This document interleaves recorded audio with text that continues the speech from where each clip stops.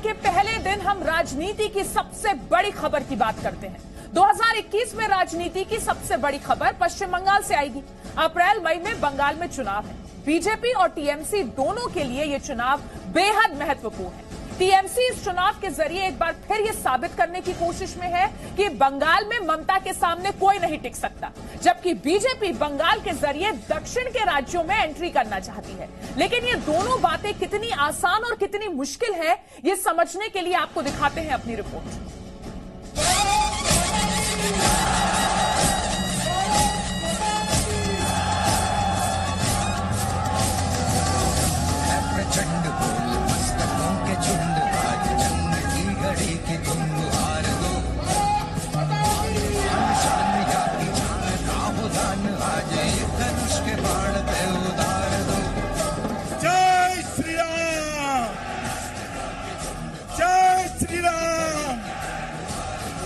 जय श्री राम।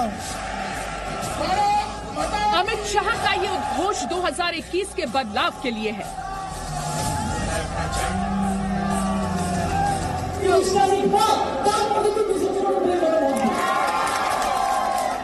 ममता बनर्जी की ये गर्जना 10 साल की सत्ता को बचाने के लिए है।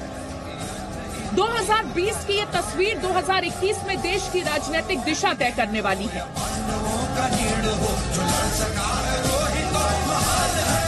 2020 की ये तस्वीरें 2021 में होने वाले पश्चिम बंगाल चुनाव में तृणमूल कांग्रेस के अस्तित्व और बीजेपी के वर्चस्व की जंग बताने वाली है। 2020 की यह तस्वीर 2021 में पूर्वी भारत के बंगाल से लेकर दक्षिण में तमिलनाडु तक भारतीय जनता पार्टी के विस्तार की कहानी गढ़ने वाली है। अब भारत का ये नक्शा देखिए। पूर्व में पश्चिम बंगाल और दक्षिण में आंध्र प्रदेश, तमिलनाडु और केरल। ये 4 राज्य ऐसे हैं जहां बीजेपी कभी सत्ता में नहीं आई, कोई मुख्यमंत्री नहीं हुआ, और यही इतिहास को बदलने की शुरुआत बीजेपी पश्चिम बंगाल से करना चाहती है, जिसके लिए उसके पास 2021 में सुनहरा मौका है। 26 मई 2016 को तृणमूल कांग्रेस की सुप्रीमो ममता बनर्जी ने मुख्यमंत्री के पद की शपथ ली थी और इस साल महीने तक पश्चिम बंगाल में विधानसभा का भी गठन होना है। लेकिन पिछले विधानसभा चुनाव से ये विधानसभा चुनाव पूरी तरह अलग है, क्योंकि पिछले विधानसभा चुनाव में ममता बनर्जी के खिलाफ कोई ऐसी खास चुनौती नहीं थी, लेकिन इस बार चुनौती कई गुना ज्यादा है, क्योंकि राज्य में बीजेपी काफी मजबूती से खड़ी है। दरअसल 2019 के लोकसभा चुनाव में पश्चिम बंगाल में बीजेपी ने शानदार प्रदर्शन किया था। आंकड़ों से समझे तो बीजेपी को 40.64% वोट के साथ 18 सीटें मिली थी, जबकि टीएमसी को 43.69% वोटों के साथ 22 सीटें मिली। 2014 के मुकाबले 2019 में बीजेपी को बड़ा फायदा हुआ था। 2014 में बीजेपी को 17.02% वोट मिले थे, जो 2019 में बढ़कर 40.64% हो गए, यानी पिछले चुनाव के मुकाबले 138.77% ज्यादा। लोकसभा चुनावों की बात करें तो बीजेपी आगे तो बढ़ती दिख रही है, लेकिन विधानसभा में ऐसा होगा ये कहना आसान नहीं है। इसकी वजह है बीजेपी की कुछ मुश्किलें। पश्चिम बंगाल में बीजेपी की 4 बड़ी परेशानियां समझिए। ममता के मुकाबले का स्थानीय चेहरा नहीं है, बूथ लेवल पर कार्यकर्ताओं की कमी है, बांग्ला बोलने वालों में स्वीकार्यता कम है, दक्षिण बंगाल में पार्टी की मौजूदगी नहीं है, बंगाल में बाहरी पार्टी होने का ठप्पा है। इन चुनौतियों में बीजेपी के लिए सबसे ज्यादा परेशानी बाहरी पार्टी का ठप्पा है, लेकिन बैकफुट पर आने की बजाय अमित शाह इस पर भी फ्रंट फुट पर खेल रहे हैं। कांग्रेस को भी एक मौका दिया, कम्युनिस्टों को भी मौके बार बार दिए और 2 बार ममता दीदी को भी दिया। एक मौका मोदी जी के नेतृत्व में भारतीय जनता पार्टी को दे दीजिए। हम 5 साल में सोनार बांग्ला बनाने का आपको वादा करते हैं। बीजेपी के लिए मुश्किलें तो हैं, लेकिन चुनाव जीतने के लिए बीजेपी रणनीति भी बना चुकी है। बीजेपी की कोशिश है कि टीएमसी विरोधी वोटों को अपने पक्ष में करे, बाहरी के आरोपों का काउंटर करे, प्रधानमंत्री मोदी की लोकप्रियता को भुनाए, लोकसभा के नतीजों को विधानसभा में आगे बढ़ाए, केंद्र सरकार की योजनाओं का प्रचार करे।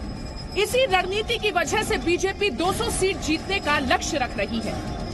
2021 के चुनाव में भारतीय जनता पार्टी 200 सीट पार करेगी और सरकार बनाएगी। लोग भारतीय जनता पार्टी के साथ है, लोग मोदी जी के साथ है। यहाँ वेस्ट बंगाल में 4 से 40 पहुंच गए।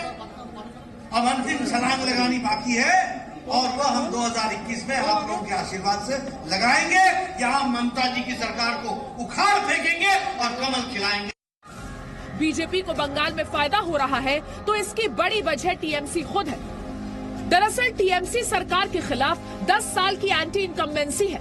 टीएमसी के बड़े नेताओं का पार्टी छोड़ना है। अभिषेक बैनर्जी के खिलाफ पार्टी नेताओं की नाराजगी है और ग्राउंड लेवल पर स्थानीय नेताओं के खिलाफ गुस्सा भी है। इतना कुछ होने के बाद भी टीएमसी के रणनीतिकार पीके अगर बीजेपी के 2.5 सीटों की संख्या को क्रॉस करने पर सवाल उठा रहे हैं तो उसकी बड़ी वजह है। पहली वजह है ममता बनर्जी की लोकप्रियता और दूसरी वजह है बीजेपी पर बाहरी पार्टी होने का ठप्पा। इन्हीं दो रणनीति की वजह से ममता बनर्जी बीजेपी पर हमला करने में कोई कसर नहीं छोड़ती हैं।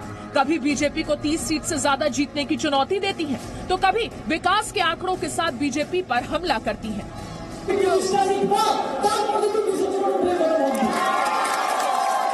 मैं इस वक्त कर्नाटक बेंगलुरु में हूँ। दक्षिण भारत में ये एकमात्र राज्य है जहाँ भारतीय जनता पार्टी सत्ता में है। ऐसे में पश्चिम बंगाल के नतीजे ये तय करेंगे कि दक्षिण तमिलनाडु में भारतीय जनता पार्टी कितना अच्छा करती है, क्योंकि पूर्वी और दक्षिण भारत में भारतीय जनता पार्टी अब भी कमजोर है। मेरे सहयोगी जयपाल ने बिल्कुल सही कहा। बीजेपी पश्चिम बंगाल में चुनाव जीतकर तमिलनाडु और दक्षिण के कई राज्यों को एक संदेश देना चाहते हैं। इसलिए बीजेपी राष्ट्रीय अध्यक्ष जेपी नड्डा और गृह मंत्री अमित शाह के पश्चिम बंगाल में दौरे और भी ज्यादा बढ़ गए हैं, क्योंकि पूर्व का ये किला बीजेपी के लिए कई नए रास्ते खोल सकता है। कोलकाता से कैमरा पर्सन फेलिक्स चौकीदार के साथ पूजा मेहता, जी media. Presenting V News app available on Google Play and App Store. Download it now.